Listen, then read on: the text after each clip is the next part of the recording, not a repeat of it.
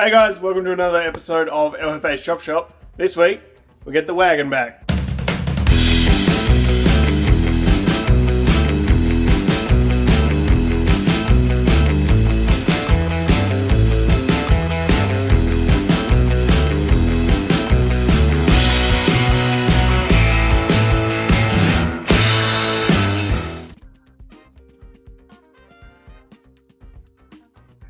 Alright, here it is. Got Jerry back. There's one very obvious thing that's happened. So, Chorney the Fabricator, I'll put his link in the description and also on the screen here. If you want any work done, hit him up. Did a great job. Did exactly what he actually said he would do, which is actually really hard to find with people. He did a wicked job though. These intakes are just insane. So, these are the bike carbs that we were talking about. These are now fully mounted and they are fully welded to the flange though at laser cut. So that mounts to the original bottom half of the intake from a 7K. They do clear the bonnet by about 20 mil, so we're going to have to work out something for the intake and the filters, but that's a later problem for later Jeff. So this is awesome, but it's got to come out. I need to pull the engine out. I want to clean it up a bit. I want to do some seals. I want to put a new clutch in it. Gearbox has got to come out. I've got to reseal that. But before I pull it out, I want to make sure that the radiator fits in general, and then the radiator and the fan fits, because I think I'm going to have to move the whole lot forwards. So I've just mounted on the trigger wheel on the front that Aiden made for me. So that thing's ready to go. That's my furthest out piece, I guess, other than this water pump pulley. But that one's angry and has teeth on it. So let's get the radiator in here and put the fan on and see if we've got any kind of luck of it fitting.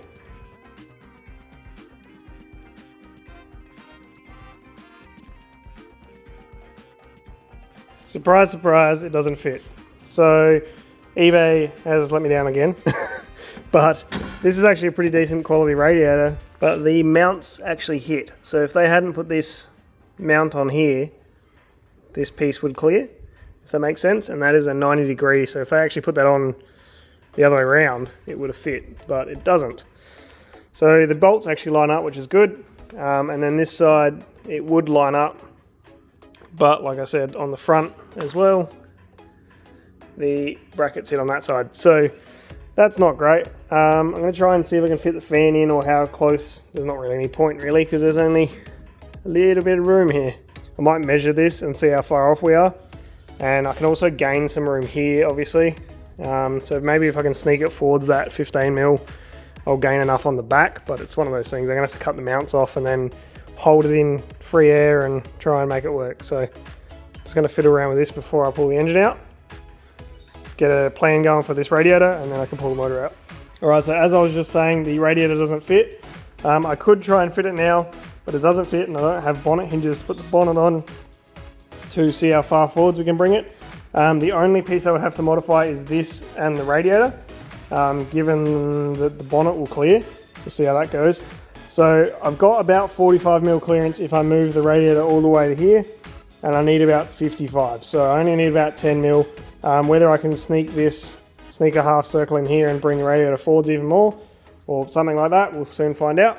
So I'm going to pull the engine out now because I've got a whole day. I'll get it all on the ground, get it all like pulled apart, and get everything that I want to reseal, ready to reseal, and we'll kind of go from there. Once the engine's back in and I've done a few touch-ups in the engine bay, I don't really want to paint it again just yet, but there is a few things I have to weld, so we'll see how that goes. Got a few holes to drill, a few things to cut, so I may end up repainting it.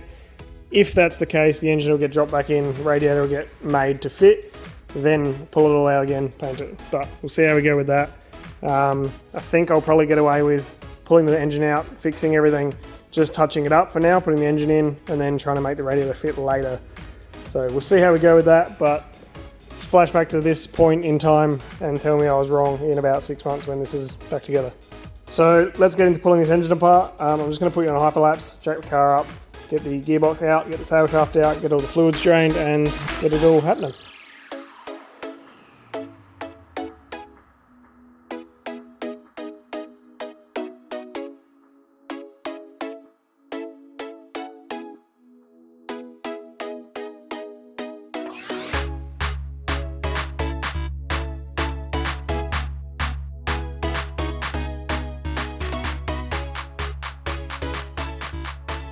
Alright, so yesterday I got the engine out, put the gearbox out, stripped the rest of the engine bay, so there's pretty much only these two cables left and the brakes and steering, of which I want to redo the brakes and eventually the steering, but not right now. So I've drilled a few holes in the firewall to mark the corners of where the bulkhead fitting is going to be for the wiring, and there's a few repairs in there that I did previously when I painted the bay that I would like to fix, but I'm not sure what I'm going to do. So they're between where those holes are and that long stripe there's a big repair just in there, and it's not very good. So I'd like to fix that, but then I'll probably have to repaint the bay. So it's kind of spiraled me out of control and I don't really know what to do. So I'm just going to ignore it for a little bit. I'm still got to pull the tail shaft out, got to pull the diff out because I've got another one I want to swap over. Take the fuel tank out and probably the exhaust. And then also want to take the front seats out and the carpet so I can get access to that repair. And all the wiring and stuff. So there's a fair bit to pull out. So I'm probably just going to do that. And then hopefully I'll have a bit more of a plan once that's done.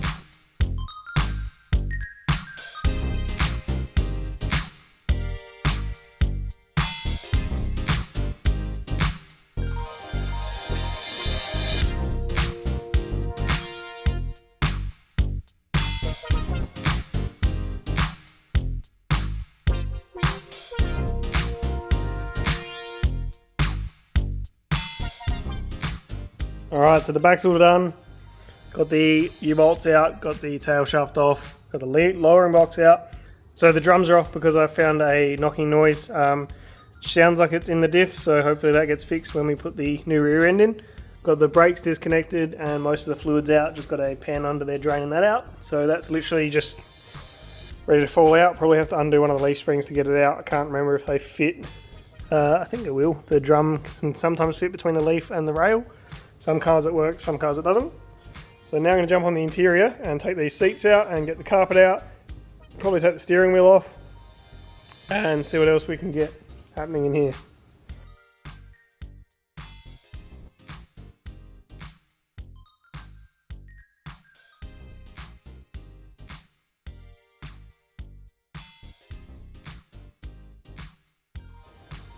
So I pull the interior out, as you can see. And then I remembered that there's these plates welded to the floor. So I knew these were here. I know they're a bit sketchy and I have got a replacement panel for them. So I just thought I'd dig up the silicone and clean up the area. Turns out they were basically tack welded in. So that's super sketchy. So this one's out, obviously. That one I haven't started on. So I'm just going to start cleaning all this body deadener off. Get all this nice and clean. And then see what I can do from there. I have got a replacement panel for this section, so I can replace it properly, but this is still a little bit scary and a little bit sketchy, and not exactly what I wanted to be doing on my favourite car, but here we are. So let's just keep ticking away at that, and I'll give you an update when I've got some clean metal there. Alright, so it would come as no surprise to any of you, I got distracted, and I also spiraled. So found one hole, found the other hole. I kind of knew they were both there. The plates were on there. I thought they were actually welded in, but they were kind of just tacked, so it wasn't the greatest. And they had like a litre of silicone on them. So while cleaning that up, I decided that I would clean the rest of the floor up because I found another hole, and then another hole, and then another hole, and then another hole. And it just keeps going, to be honest. There's a lot of holes. Pretty much everywhere you can see sunlight except for this hole is not supposed to be there. So I forgot I'd fix this one, which you can't see because it looks like Jesus is in there. This one was the original shifter position, and there's another one at the front which was like another shifter position at some point. This one's gonna get fixed, obviously. There's some rust there, some rust in the corner there. So this is a massive job. I was hoping to only fix this because I didn't actually think there was any in the floor. So I was a little bit heartbroken. So I got a bit distracted, pulled everything out, just got the whole floor clear. Called some mates, they came over, talked me off the ledge, and helped me come up with a plan. So the plan is, pick a spot, just keep working on that one spot until it's done. Don't touch anything else on the car, don't cut anything else, just work on one spot at a time. So that was going to be this spot, but the floor repair that I have, so past Jeff knew about them and was thinking, and had another car. so I have a full floor. So I need to get that acid dipped or sandblasted or something, and then I can move on to these back holes. So I think what I'm going to do today is mark this out nicely, cut it to a shape that is a bit more friendly. So these are really jagged and probably cut with an oxy or something. So cut it out nicely, do the same with the floor, overlap it a bit, get that bit sandblasted, and then bring it back when I've got pieces back from the sandblasting. And then I'm probably going to move on to this front panel here. So there's a hole here, which is intentional, I'm pretty sure, but I don't want it. And then the floor, this is so hard to film, this bit is distorted. So where my hand is, the floor is distorted, and then where the two holes here are there for the accelerator, and this one is a rust hole, but that whole piece flexes really easily. So I want to cut that whole thing out and just start again in that whole section. Then we got a couple up there that I want to fix. So if I can get that done today, get these cut to shape, and I also want to do something on the headers, which I'll show you right now. Alright, so these are the headers that have been on the car forever. When Shawnee made the exhaust, he cut the flange off and put a V-band on there for me. I had endless issues with the original 2-bolt flange that was on this thing. I imagine it was warped, but yeah, it could never seal. And I also need to put an O2 sensor in the back here, because we are running a lot of sensors on this thing. I want to keep it safe. I want to keep the tune as good as it can be and make it run as well as it can. So I need to weld that O2 bung in, I need to weld that up. Then I need to get these either sandblasted or dipped, and then coat them in a heat-proof paint and make them look nice again. So there's a bunch of stuff that has to go off to get dipped or sandblasted. That's not really an issue, it's just going to take a bit of time. So I need to keep myself busy between now and when I get it back. So I'm going to fix this exhaust and get it ready to go. Cut up that floor, get that ready to go as well, and get it all done at once, go pick it all up, and then come back and jump back into the wagon. So let's do these few little things and then get into the rust repairs.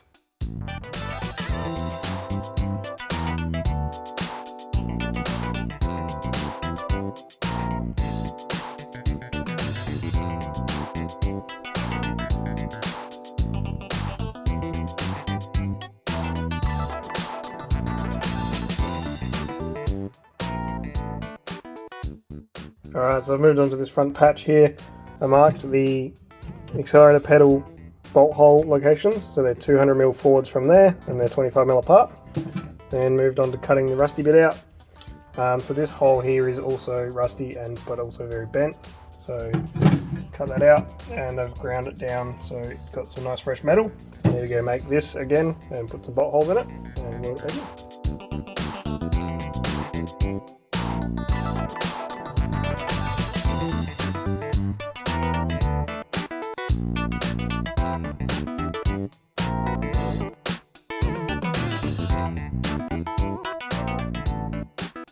Alright, so yesterday I got this floor piece cut out and cleaned up. So I went and grabbed some of these little, I think they're called quick lock or Rylock or something like that, sanding discs. So chucked one of those around that, put some weld through primer on it, which I also got yesterday. And then I've got the panel ready to go, that's all been sanded back, and also had the weld through primer. So I'm going to just jump straight in today and try and get that piece on there and weld it in. Then we've got this little one here that I want to fix, which is pretty easy, well, hopefully, and then two up there that I'd like to try and fix today as well, and then we'll try and get this whole side ready and done, waiting for the new floor panel. And then the floor panels, yesterday I went and spoke to the acid dipping place, and he doesn't want to take the sound deadening off because of the contamination. So when that stuff goes in his tank, it ruins the tank for him and he has to start again basically. So I'm going to have to actually chip all the sound deadening like I did off this side off the replacement panel and then get it dipped, which is a bit annoying. And then he said sort of a 2-week turnaround. So there is 2 holes here as well that I'd like to try and fix. So try and get this side all prepped and ready, and then also maybe try and get the sound deadening off of those floor cuts which are out there, and we'll see how we go from there. It might be enough for this week and today.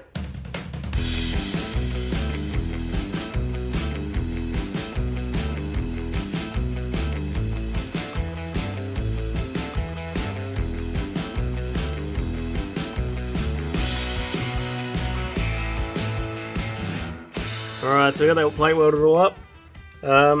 I put some weld-through primer on and then put the nutserts in, and also just covered everything else. Mainly so that it doesn't rust on the inside of where those nutserts are. But the other stuff will probably get cleaned off again and repainted at a later date, but I don't want it to rust, obviously. So I've got to jump underneath and get some more work done under there, but I'll spare you those details. So there's obviously a lot more work to do, but that's all for this week. Thank you very much for watching, and we'll see you next week for a new video.